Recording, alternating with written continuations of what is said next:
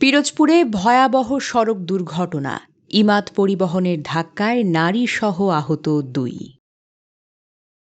পিরোজপুর নাজিরপুর আঞ্চলিক সড়কে বাস ও অটোরিকশার মুখোমুখি সংঘর্ষে এক নারীসহ ২ জন গুরুতরভাবে আহত হয়েছেন। সোমবার বেলা 11:30টার দিকে পিরোজপুর সদর উপজেলার কদমতলা এলাকায় এই দুর্ঘটনা ঘটে।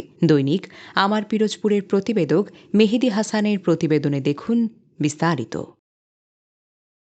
পিরোজপুরের সড়কে যেন কিছুতেই থামছে না দুর্ঘটনার মিছিল।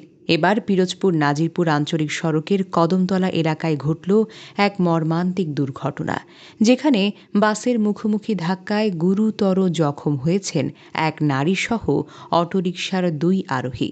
প্রত্যক্ষদর্শীরা জানান, ঢাকা থেকে ছেড়ে আসা যাত্রীবাহী ইমাদ পরিবহন কদমতলা এলাকায় পৌঁছালে বিপরীত দিক থেকে আসা একটি অটোরিকশার সঙ্গে মুখোমুখিভাবে সংঘর্ষ হয়।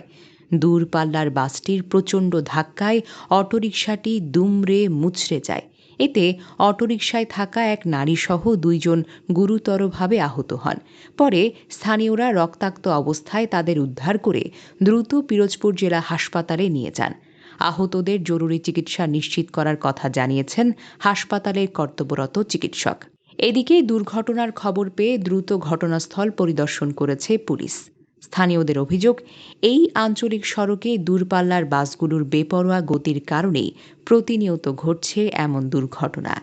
যে কোনো বড় ধরনের প্রাণহানির আগেই সড়ক শৃঙ্খলা ফেরাতে প্রশাসনের কঠোর হস্তক্ষেপ দাবি করেছেন ভুক্তভোগীরা। আর বাস যেভাবে চালায় বেপরোয়া গতিতে, কিছু কিছু কোম্পানি আছে, নাম বলবো না, খুব বেপরোয়া চালায়, মানে আমাদের অটো ড্রাইভারদের খুব অসুবিধা হয়। উনি খুব আশঙ্কাজনক অবস্থায় পিরোজপুর সদর হসপিটাল ভর্তি আছে। তো আসলে আমরা এর প্রতিকার চাচ্ছি।